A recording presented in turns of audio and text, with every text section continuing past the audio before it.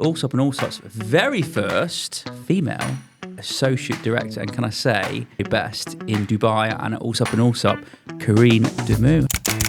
I always say women make the best salespeople because they're the most emotionally intelligent and there's a little bit more thought behind what goes by, whereas obviously men do think a little bit different in general. I'm glad now there are so many more females progressing and kind of reaching the heights that we should be, because it has been very, very male dominated. So 11 years ago, what would you say the biggest difference is to then and now? The volume of agents and the amount of companies as well, like it's very overwhelming. Biggest change or the most significant change you've seen in the 11 years that you think, wow. You know, when you're at retirement age, so now being able to invest in a property and then get a visa to have that stability, I think that's really important.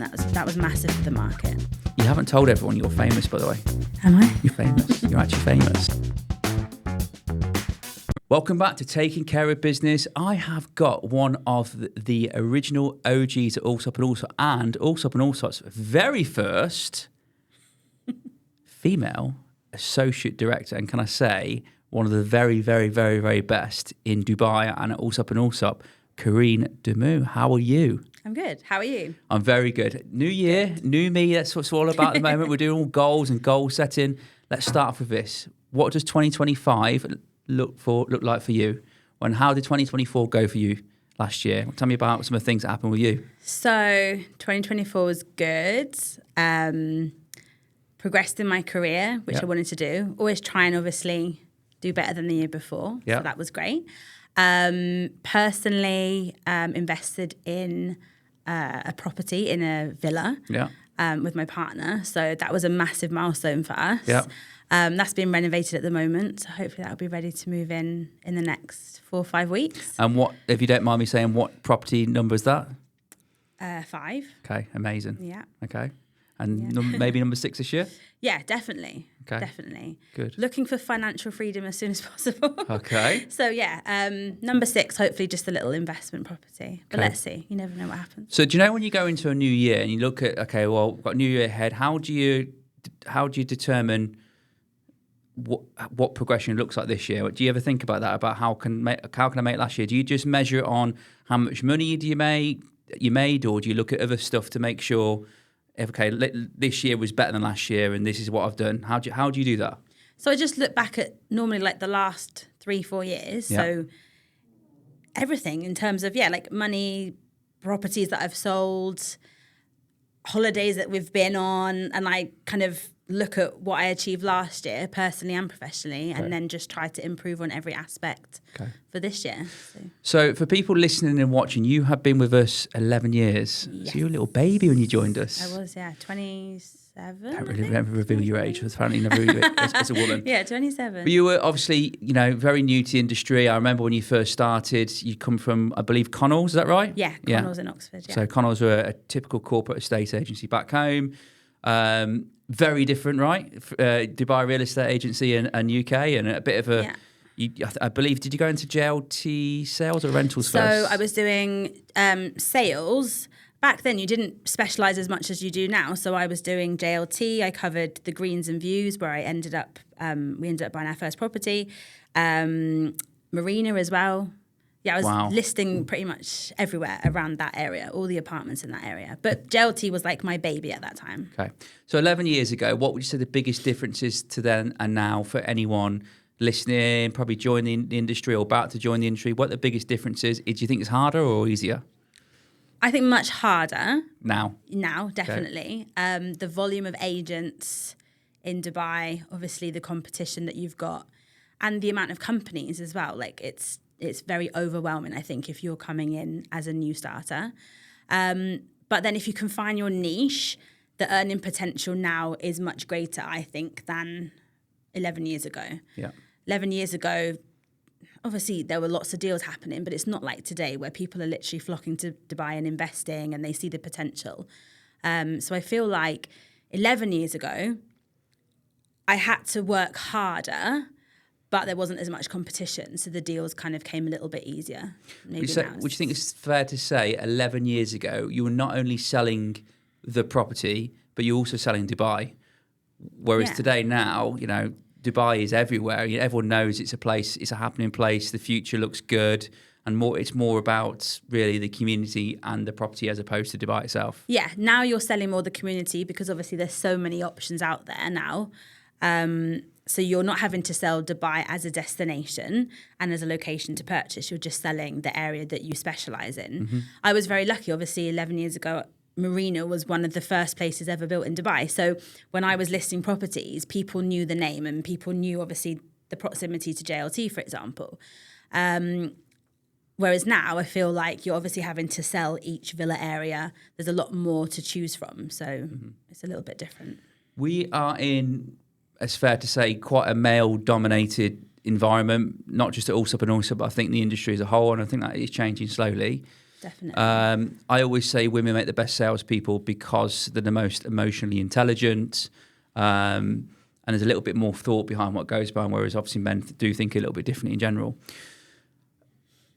How hard has it been coming into quite a male-dominant environment and being, standing the test of time? 11 years is a long time in Dubai real estate and with us. Yeah. What sort of challenges have you had to face in that time in terms of dealing with clients being a woman, but also being in an environment where, you are probably in your office one of 8? Yes. One lady of 8 members. What sort of challenges you had in them 11 years being a female? So originally, when I did apartments, I was dealing with a lot of investors. So I think the types of clients you were dealing with, it was a lot harder to build a rapport, especially as you don't really meet a lot of your investors if they've got apartments. Whereas now, obviously, I'm working in a villa community, so it's more family orientated. So I think as a female now in the area that I work in, it's like perfectly matched because obviously I can tap into, like you said, the emotional side of a purchase. Yeah. Plus I've now, I think 4 or 5 years ago, bought property and got onto the ladder in Dubai. So then I'm able to kind of have more of a rapport and an understanding of someone's property purchase from an emotional point of view. But yeah, I'm glad now there are so many more females progressing and kind of reaching the heights that we should be, because it has been very, very male dominated. And there's some amazing female agents out there in Allsopp and all over Dubai. So it's just trying to progress and reach the top. How does it feel you being really the poster child or the kind of the torchbearer for the ladies in Allsopp and Allsopp, because you're the first, you're the most successful by far, you're the highest job titled agent in the whole of the business. Feel great? Well, there's a couple of us. Yeah. But yeah, I was, You were the first. The first female associate director. But yeah, I'm glad now that there are other amazing females within Allsopp and Allsopp. And I look now at some of the girls that have been here for 2, 3, 4 years who are progressing closer to the top 10, and it's amazing to see. Yeah. And I'm always like, people always come to me and ask questions and like ask for advice, and I'm always really supportive and helpful because I just think there needs to be more women within the top of the business. Aside from year one in the business, there's never been a number 1 female agent at the end of the year. No. Do you think we'll get close to that in the next few years? It would be great to. Yeah. It would be great to, but there's so many good agents in the company. Like we've got some amazing agents here. So it's a challenge, but I'm always up for a challenge. I always try my best. I always, the figures at the company are phenomenal, but I always look at what I personally want to achieve as well. And it's not necessarily, doesn't have to be number 1 as long as I hit my targets and what I'm looking to do each year. But of course, number 1 would be always nice. Tell me about some of your habits and some of your rituals, some of the things you do, whether it's personal or at work, where they're non-negotiable to you. You have to do these things, and if you do them things, your mind's right for the day or the week or the month. What sort of things do you do that help you do what you do in your job or in your life? Because you're a very, very successful businesswoman as well. So I take after my mum. She was an examinations officer in a school for like 15 odd years.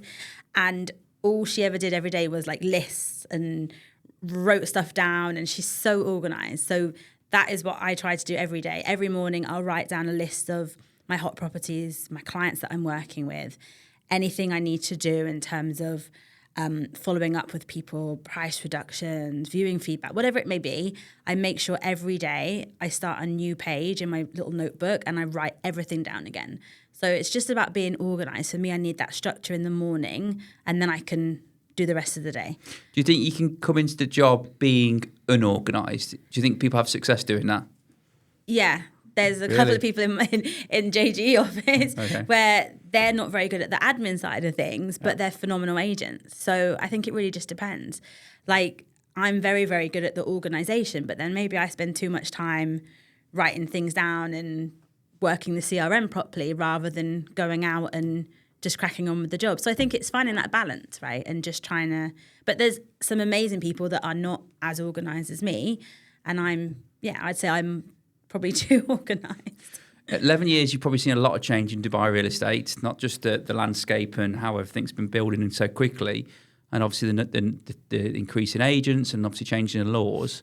What, from memory, is probably been the biggest change or the most significant change you've seen in the 11 years that you think, wow, that's been a real kind of shot on the arm or something that's really impressed in the 11 years regarding Dubai or Dubai real estate? Probably the accessibility to the visas. Yeah. Just opening up more opportunities for people to open businesses, to stay in Dubai longer. Especially like if you're of an older generation and you want to be in Dubai, I think it's a little bit more challenging here than it is, for example, in the UK, when you're at retirement age. So now being able to invest in a property and then get a visa to have that stability, I think that's really important. That was massive for the market. Tell me a little bit about your investment journey then, because you're on 5 properties. You've been with us 11 years, so it's obviously a property every 2 years, and that's probably speeding up now in later years. But from knowledge, and correct me if I'm wrong, you haven't bought an off-plan property yet. So your strategy is a little bit different. Tell us a little bit about what you do. So me and my partner first bought our first property. That was for us to move into just before COVID. Mm-hmm. I think we signed the contract like 2 or 3 months before COVID, and the whole apartment had been ripped out and COVID hit. So the apartment was just literally, it had no bathroom, no kitchen, nothing. So we bought, we already rented in the Greens, and I love the Greens. Like, it's family friendly. We've got a dog, so you've got the canal. You can walk down to the shops. You've got Nando's, and they don't build them like that anymore, do they? Really? They don't. And location-wise, no traffic on Shakeside Road. Within 2 minutes, you're at the mall in 5 minutes. Like, it's such a great location. So we bought that as an investment to move into. So it's a 2-bed plus study. So just before COVID, when was COVID? Like 2020, March 2020, yeah.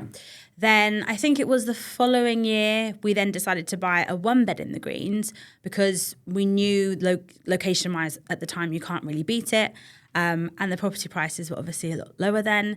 So we bought a 1-bed, we renovated it, and then we put it on rent. And then we just did that again. I think it was probably the following year again, another 1-bed. Then... what was it, 2024, last year. It's good times when you can't remember your own properties. Oh, gosh. And then 2024, we bought the villa, the townhouse in Arabian Ranches. So, yeah, that was probably middle of last year. So what's your strategy with the properties then? Are you buying them, flipping them and selling them? Are you buying them, keeping them and renting them? Are you refurbishing them? What do you do? So this is a discussion that we've had recently, because when we move into the villa, we don't know whether we're going to sell or rent the 2-bedroom that we live in at the moment. We obviously invested at a very good time. The rents are amazing, so the yields are fantastic. So we've renovated them, so obviously you can get great European tenants coming in and paying that kind of strong rent that you want. At the moment, we're holding on to them, but I don't know. Let's see. Maybe we'll sell 1 or 2 of them. Maybe we'll invest in something else. But in general, for an older community, you go in, improve it, rent it, leave it, and then review it in a few years' time. As much as I'm obsessed with all the new stuff coming up. I've sold quite a few off-plan properties the back end of last year to some of my really good clients. And the communities are going to be phenomenal in the 3-4 years when they're built. But for me, I'd rather get the keys now. It's something older, but in a good central location. Yeah. Renovate them, then put them on rent, or maybe sell them. But that's kind of our strategy. So I passed you over a client a few days ago, someone that we do work with, and he's looking to jump in the investment scene here and buy something to rent. If you were offering someone who is looking to jump into the marketplace here, what would the key thing you'd tell them to do from an investment perspective, being an investor yourself? What's the most important thing? Is it location? Is it price? Is it buy something newer? Is it off-plan? What would you do for... I know you've got your own strategy, but what do you think works for everyone else? I feel like a lot of people don't like my strategy. A lot of people like turn their face up at the older products and don't want to invest the money into them. But if you're buying something older in the best location, for me, I think that works. So I always tell people about the journey that we've had with our properties so that then they see a different aspect, because I think a lot of people plug all the off-plan and all the newer kind of stuff. Location for me is extremely important. If you're buying an apartment, you know, if you're buying a villa, it's a little bit different. But if you're buying an investment property, I would always say stick to location, be open to renovating. And if you're in a central location, then your rents are always going to be much higher. Okay. So I like to give kind of the journey that we've had so that someone can then make their decision. It seems very labour intensive. Obviously, there's a lot of work and a lot of outlay before you start receiving the returns.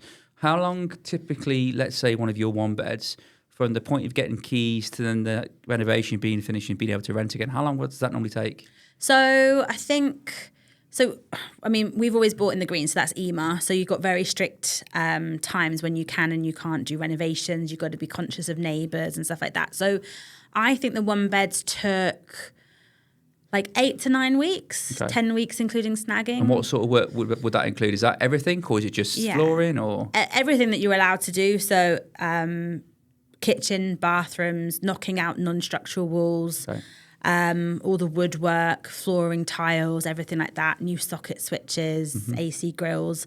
Obviously with apartments you can't change major stuff, but enough to cosmetically completely change the property.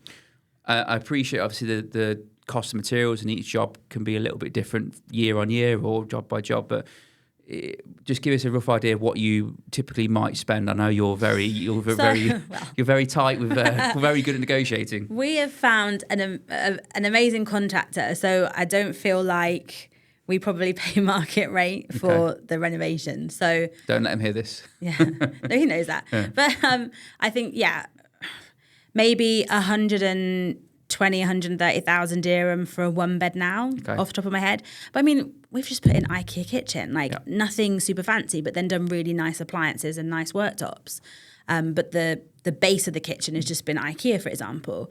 We've always done really nice bathroom sanitary ware, like from Bagno Design, but then I've managed to negotiate little discounts here and then. So you know, I think 130,000 probably is roughly what a one bed would be. I think kitchens, bathrooms, flooring is, for me, if you're going to do it, they're probably the most important things I would look at. The flooring can make a huge difference, but also kitchens and bathrooms, it's pretty important, right? One thing I don't, and again, I probably get loads of people saying this is wrong, but one thing I don't get is the whole wrapping thing. Like, a lot of my clients will always say, oh, I'm going to wrap the kitchen to sell it. Yeah. But wrapping a kitchen is 10, 15, 20,000 dirham. Yeah. For me, better off just putting in a newer kitchen and increasing the value of the property. Wrapping obviously cosmetically helps, but we've never done that. We've always just ripped everything out and done it properly. What would an IKEA kitchen cost you? And then again, sizes and prices can change, but what would that cost you? Installation. So one of my clients has just done IKEA in their villa. They just renovated it. They've given it back to me to sell. It's a 4-bed villa. They've probably spent, I think it was about 60,000 dirham, roughly. So if you're 120, you would spend probably for the one bed, a third of that would be on the kitchen, right? I think we spent about 30. Okay, cool. Yeah. This is really interesting. So what about your rental then? So people renting the greens, are you normally quite demanding of fewer checks because you spent so much money on it, or what's your? Or you're quite flexible. We've the one that we've just rented now. We've done 12 checks. Okay. Really nice British tenant, like great job, and she just wanted a bit of flexibility. And the thing is, because the greens are such a great location, we know that if a tenant gave notice to leave, we'd always get it rented again quite quickly. So for us, flexible. I think one of the tenants is on 6 checks, I think, and the other one is on 12. So probably should do 1 or 2 checks, but I just find that it opens up. Oh, it's nice from your perspective, getting money every month in your bank account, right? Yeah. It's just, Well, in the UK, it's every month, isn't it? Yes. So it's no different. And we've got a property in the UK that we rent out. So for us, it's every month. So we're quite flexible. But I know in general, the market is normally 1 or 2 checks. So you're 25 years old right now, right? Okay. 25. Okay, yeah. I wish. I'm flattering you here. Thank you. No, on a serious note, is there a date or time in mind where you think, do you know what, this many properties, I've had enough of real estate? So I'm 37. Yeah. I mean, 40 would be great, wouldn't it? Yeah. But I don't know if that's realistic. You'd be really bored, by the way. No, but I'd still we'd probably Yeah. sell a couple of the properties and then renovate and flip, you know, and maybe buy a holiday home somewhere. I don't know. But I definitely have to still do something. Mm-hmm. I want to have a dog sanctuary as well. Amazing. Yeah. So My dogs other are one of your half passions. is not excited about this idea. But yeah, just like giving back. Like for us, I think that's the most important thing. That's where we want to be, like financially independent, so that then we can give back and do things that we're really passionate about. So I want to have like a dog sanctuary in another country and like rescue all the dogs off the streets. You are my cup of tea. I'm like you Mr. love dogs, don't you? I've got 3 of them. I've got 3 dogs. Call me mad, so I'm Mr. Dog. In terms of you yourself, what do you think's kind of set you apart from the others over time? I know you talked about routine and structure, but I think you're very resilient, by the way. I think you, over the years, you've had to put up with a lot and you've had lots of change, and obviously the market's changed tremendously. Yeah. What do you think, what set you apart from many, many others that have been and gone or are still here at Allsopp and Allsopp? So I feel like the support network that I've got has really helped, because there's been so many times where I've wanted to give up and I see it with other people when they come to me and they say, we're really struggling, what should we do, et cetera, et cetera. Like, my support network has always said, whatever you want to do, and if you want to carry on and fight and get through the tough times, or you want to change and do something else, we'll always be here for you. So that's been massive. And then the passion for the job, that is what has made me just continue.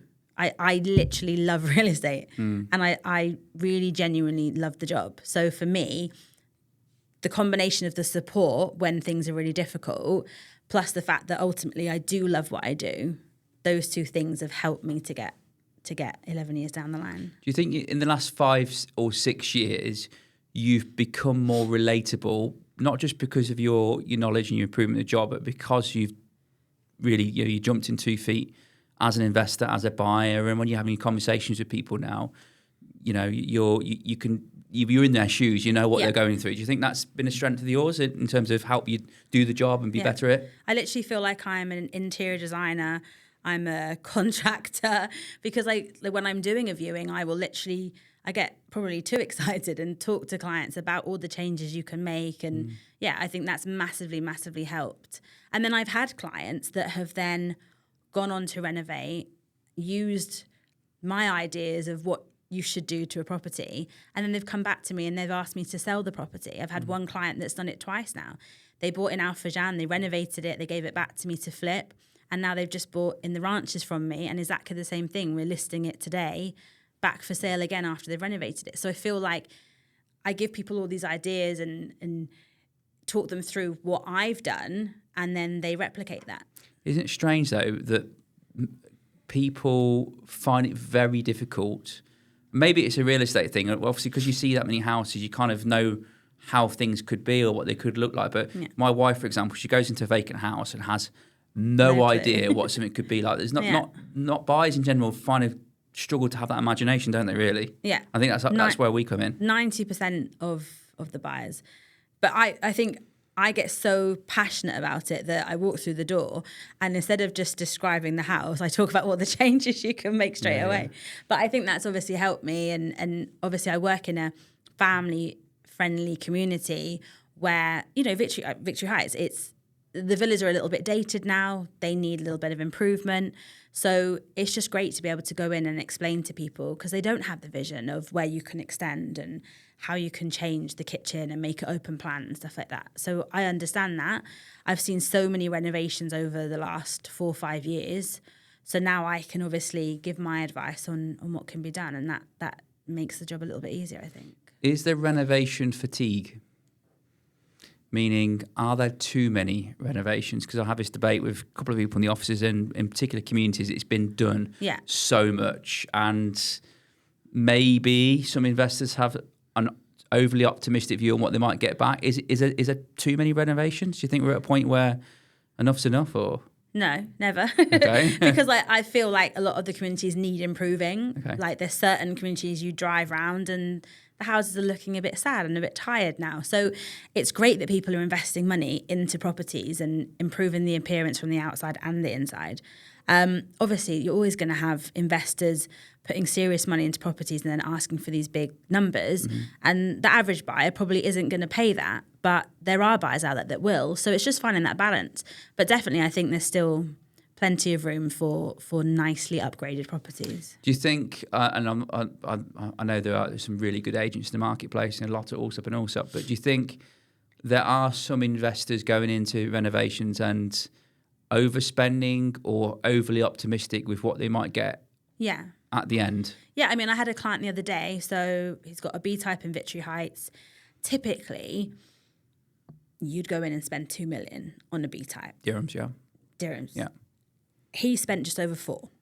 Okay, wow. So originally when he bought from me, he said, right, this is my plan. Buy at this price, invest 2 million, move into it. And then if we get this number, we'd look to sell. But now this number is this number because he spent double his Is that because budget. He was emotionally invested with the view of moving in? Because you get a bit carried away, right? Rather than spending on your own home and investing. And I think like there's renovating and then there's like designing a brand new home, and he's kind of panelled every wall and he's done so much, and materials are expensive. So if you imagine like a veneer or a marble on each wall and a travertine on every single corner, and he's just gone, I mean, it's stunning. The house is beautiful. However, it's just a huge renovation, and I don't know if the market is quite there yet. So the number that he now wants, there's never been a sale within 3-4 million of that price. So you'd be setting new records if you sold it? Yeah. Do you think renovations can be too personal? Definitely. You know, make it too much of their own. I've seen it with, I don't know, probably more garish, more out there kitchens and bathrooms. I'm thinking, it's the ouch. bathrooms. Yeah. So a lot of people will do bathrooms tailored to the kids. So a pink bathroom or a blue bathroom, which is great for you as the buyer. But then when you sell in a couple of years' time or 5 years' time, you know, the next buyer might not have kids and they might not want a pink and a blue bedroom, or they might have 2 boys, or, you know. So I do think sometimes people do tailor it too much, but then again, it's your home, right? So whilst you're living in it, you want to make it suitable to your preferences. But if you're flipping and you're just purely investing, it's got to be more neutral, because I think you can put people off sometimes with the renovations. So your top 3 areas in Dubai. You can't pick the greens because I know you live there or you have properties invested there. Tell me where you would go and live or invest in if it wasn't them areas we talked about, and why? For me personally. Yeah. So you're investing all your buying, doesn't matter what it might be, your top 3 areas. So Tilal Al Ghaf I love. Okay, why? I like the location. I think it's, now that Dubai is expanding, it's becoming quite central. Mm-hmm. And they're finally sorting out Hester Street traffic. Mm-hmm. So I drove up Hester Street this morning and it was a breeze. So that's amazing. So I think Tilal Al Ghaf ticks so many boxes. The whole lagoon concept, the greenery, and just like you can move into Tilal Al Ghaf into a 3-bed townhouse and you can literally progress up the ladder to a huge mansion worth over 100 million. So I think it just ticks the boxes for everyone. And I love the modern concept. So yeah, definitely Tilal Al Ghaf. I like the idea of Tilal Al Ghaf. You know what I'm a bit concerned about, and I've only been there several times, because it's still very new. It might look very much like a concrete jungle. You know, it's not matured yet, and you go up there and it's very much very clinical. I think with time maybe it will be amazing, right? I think they've done really well with the landscaping now. I think a lot of communities will build the houses, finish the houses, and then do the landscaping after. Yeah. But from what I've seen so far, when people were moving in, you know, the pool was open, the plants were in. So yeah, it will take time to mature. So Tilal Al Ghaf's ticked off because you like the whole pitch. Love What's Tilal next? Al Ghaf. Jumeirah Islands for me is location. Okay. Like that would be the dream. Okay. The big sweeping driveways, the fact like when those are renovated, they're phenomenal. Yeah. So Jumeirah Islands is a winner for me. Prices are insane there. For what you get for your money. Of course, yeah. But this is like in a dream situation. Okay. Where else? So Jumeirah Islands to Lower Gaff, they're off the table. Obviously, I'm meant to say Victory Heights. No, you can't say that because you work in that area. Okay, so no Victory Heights. See, I just love old. So Meadows. Okay. Meadows location. Again, you can't beat the Meadows. Okay. Like in terms of just being very close to the city, being close to Shakeside Road, being able to renovate them, you can transform those villas. So for me, Meadows would be the third option. You haven't told everyone you're famous, by the way. Am I? You're famous. You're actually famous. You are the second person at all, Allsopp and Allsopp, to be on one of the billboards on Shakeside Road. Yeah. It's pretty cool, right? Yeah, it was nice. Yeah. It was a nice So surprise. why were you on a billboard? What was the reason for it? So Bayou, obviously one of the big property portals, have a thing called True Broker. Mm-hmm. So you have different criteria each month where you have to obviously qualify to be a true broker. So response rate, listing quality, loads of, I think there's about 10 kind of checklists that you've got to tick off to make sure that you're a true broker. So I was actually chose by Bayou, I think it was 3 or 4 months ago, to be an ambassador. Mm-hmm. So for Allsopp, I'm the Bayou ambassador. And then obviously I qualified to be true broker. So that's why I was featured on the billboard. And your face was on Shakeside Road billboard saying you were... Umsakim, sorry. Yeah. Umsakim, yeah. Yeah. Pretty cool, right? Yeah, no, it was nice, yeah. Okay, well, before we wrap up, what are some of the absolute key things you think to look out for in 2025 in Dubai real estate? Do you think it's still the year of off plan? Do you think we're still as is last year? Are we in? It looks like we're going to have more interest rate decreases. What are some of the things, if you're telling your buyers, your investors, or people joining the industry, what are some of the things you think this might happen this year? Get your crystal ball out. It's a big question. Yes, it is. So I still truly believe in off plan. Like Dubai is not going to stop. Despite not buying one. Yeah, there. well, that's true. I still feel like off plan, you're just securing yourself for the future, right? You're just future proofing yourself for something. And people like new modern. and shiny, right, as well. Yeah, exactly. And typically with off plan, investors make money. So you buy it 1 million and it's worth 2 million on handover, for example. So I do believe that off plan is still something to really focus on. I still think there's room to be buying old, renovating and flipping. But I don't have a crystal ball. I wish I did, because then I'd know what to do. Is there a slowdown ahead of us? I've seen some price reductions, definitely. Really? That's interesting. Definitely. So is that sellers advertising and they're realising they can't get what they want? Is it, what is that? Yeah, it's a combination of sellers hearing or being told by agents that the properties are worth X amount when all the stats show they're worth a little bit lower. Then obviously going on the market, being stuck on the market for however many months and then having to reduce the prices. I've seen it a lot recently. Really? That's interesting. So what about in your office? Is that community specific in Victory Heights where things are perhaps coming down a little bit in price, or is it across the areas that you do cover, like Jumeirah Golf Estates and whatever? I mean, in Victory Heights, definitely. Yes. There's between like 8 and 9 million. I think a lot of people, all the transactions are showing 7.5 to 8.2, for example. But all of those houses in that bracket are coming on closer to 9. So they're all now shifting back down towards 8, for example. Okay. So I've got, I think, 5 off-market options, which are all just stuck, kind of not selling. So they're all shifting down towards the 8 million mark now. But obviously we're in the whole company sales team are in a WhatsApp. And every now and then, people are firing in saying, just been reduced. So it's all areas, I think. Mm-hmm. But obviously in my focus area, definitely there's a lot of stock on the market. And I think because Victory Heights, you need to renovate them. People want to enhance them. By the time you add in your renovations, people then think, well, that's over market because nothing's sold at that price. So the owners with the standard properties are having to drop the prices so that end users can come in, renovate them and still be within the market. Mm-hmm. I don't think there'll be like a huge crash or anything, but I do think people are starting to I said a couple of years ago, realistic. speculative sellers, where we've had sellers for many years, 18 months, try an overly ambitious price, and actually the buyers have been prepared to pay that. Yeah.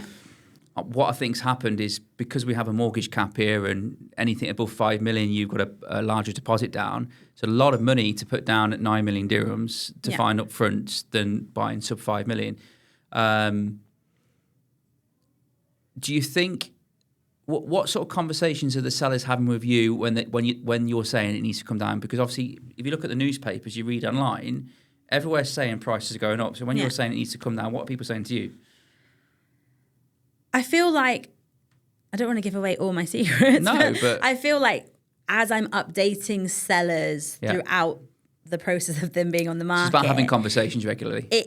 It's a mutual thing. Okay. Like even one seller just before Christmas, I said, look, guys, this was our plan A. We're now reaching where we need to change strategy and go to plan B. So that involves a price reduction a couple of weeks into January if we haven't sold. Yeah. They then approached me beginning of January, literally a couple of days ago, saying, right, I think we want to sell, like we need to get sold. So we want to do plan B. So it's about having a plan in place at the very beginning, because you can't just call a seller after 2 months or a month and say, right, we need to drop the price. Like, that doesn't work. That used to work years ago. It doesn't work now. It's about educating sellers, keeping them up to date with what's happening in the market, the sales, and just guiding them, to the right decision. They'll come to their own decision if you provide the right facts in front of them. Exactly. With the market the way it is at the minute, obviously prices softening, marketing prices softening, do you think it's harder now because there's more agents giving the wrong information? Or do you actually think sellers respect agents more now than they did 5 years ago? Because I actually think, to a degree, you're saying it's easier, but is that because there's more buyers? But is that combated because there's more agents? My point, what I'm trying to get at is, if you're speaking to someone today, do they value your advice more now than they did 5 years ago because there's so many voices in their head? I've got a prime example of one seller that I've always said to her property is worth 8.5 to 8.6 million. And she got a phone call from a random agent that said, and her quote to me was, the agent has said, why is your property so low? Why are you advertising so low, so cheap? I can get you 9 million. Mm-hmm. And I said to her, no house of your type has ever sold for 9 million. You don't have a pool, you don't have any upgrades.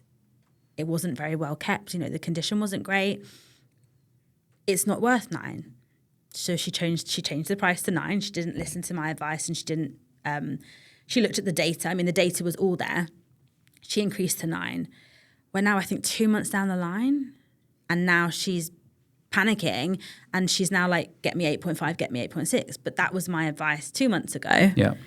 But she didn't listen to it because a random agent that doesn't specialize in the area just called her and said, you're selling too cheap, I can get you 9. Mm-hmm. So it scrambled her head. She then said, well, her words to me were, let me just give him a bit of time and see if he can get me 9 million.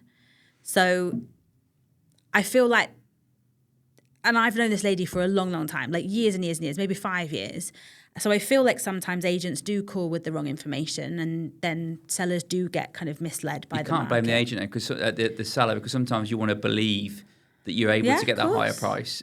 Do you think there's legs or a theory in being priced correctly from day one?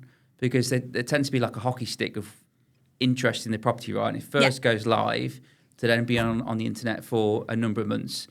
Typically, I would imagine, I've been out the market for a little while, most sellers would want to try that higher price to begin with. Yeah. What advice would you go with for someone putting the property in the market today?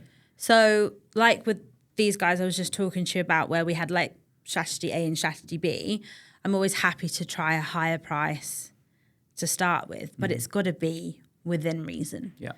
If the property is fully upgraded and it's a one-off in the market, then of course you can try considerably higher, because there are people out there that just want turnkey ready to move into. But if it's a standard property, no pool, road backing, for example, then there's a certain margin that you can ask over market.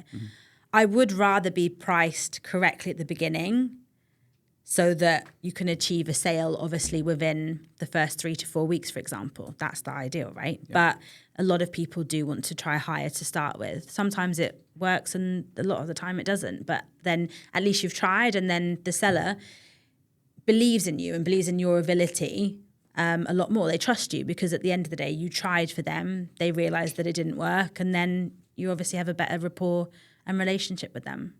What about buying and completing on a property? Tell me a little bit about how that works, from agreeing a price to then going through, because it's not as straightforward as you might think. And yes, it's a little bit less convoluted than the UK, but still, even for a mortgage, it's still a 2, 3, maybe 4 month process, right, to transfer on your property. Yeah. So typically cash to cash. I mean, depending on how quick the developers are with the NOCs, it can be 2 weeks to 4 weeks, sometimes 6 weeks. It really depends. And then if there's a mortgage involved, anywhere from 8 to 12 weeks. It depends on how quickly the banks, if the buyer's pre-approved, how quickly the banks obviously sort the mortgage out, settle the mortgage. If you need any approvals for any renovations already done, some communities, if you put up a pergola or you do a swimming pool, you need to get DDA approval. So it depends if that's in place before market or not. It's pretty straightforward, but it's about, a lot of buyers are first-time buyers. They're not aware of the process, so it's just guiding a buyer through that. But it's very simple. Like, we don't have lawyers in Dubai, like in the UK, where you have all checks and searches and stuff like that. You don't have that process here, but you have the conveyancers that obviously go through the steps. But I think, from start to finish, it's 2 to 3 months. Okay. You are my cup of tea when it comes to your style of real estate. I see a lot of how you would work and how I would work. Very methodical, very organised. Before I wrap things up, if I can ask from you one killer tip from the main lady, Carine Damoo, about a new agent joining the industry, doesn't matter whether it's Allsopp and Allsopp, a buyer or a seller, a buyer, a seller, and a new agent. What's one killer tip for each one going into this year? To start with an agent, what would be the one killer tip you'd offer someone this year going into the industry? What would you do? Just one thing. As an agent? Yeah. Just fresh off the plane, starting, one thing you'd say, do this. Speak to as many people as you can. Okay. Like, this job is about building connections and contacts. And I think a lot of people are afraid to pick up the phone and just hide behind WhatsApps and emails and don't actually speak to people. Yeah. It's amazing how much business you can find by just having a conversation with someone. Yeah. So that would be my advice to an agent. What about a buyer? One killer tip for a buyer this year, going into this year. You're new to buying, it's your first time. What advice would you give? There's so many agents and so many areas out there. Try and find an agent that you trust and that you get on well with, that can guide you through the market, which is hard to find. But the problem is, if you speak to an agent that's new to Dubai and only works in one area or only has one property to sell, they're going to tell you that's the absolute best thing to buy in the market. But it might be that's because that's all they know. Yeah. So it's difficult, but try and find someone experienced. And actually, that's where the Bayou True Broker thing would come into play, because when you search an area on Bayou, so if you search Victory Heights, I think today I'm number 1. So you would say, okay, I want to buy in Victory Heights, or I'm interested in Victory Heights. It would then have the top 5 agents that work in Victory Heights. Contact that person and then go from there. Just try and find agents that are experienced in Dubai. And the last one for sellers. One killer tip this year going into 2025, really competitive property market. What would you say to a seller? Find an agent and be loyal to them. Mm-hmm. I think that's the biggest challenge at the moment, because there's so many agents calling every single seller. I've had the most amazing sellers recently where they literally had people knocking on their door and they've stayed loyal to me. They've sold and now they've offered on something with me to buy onwards. That type of process will be less stressful for them. and the agent then will put more effort in if you're loyal to them.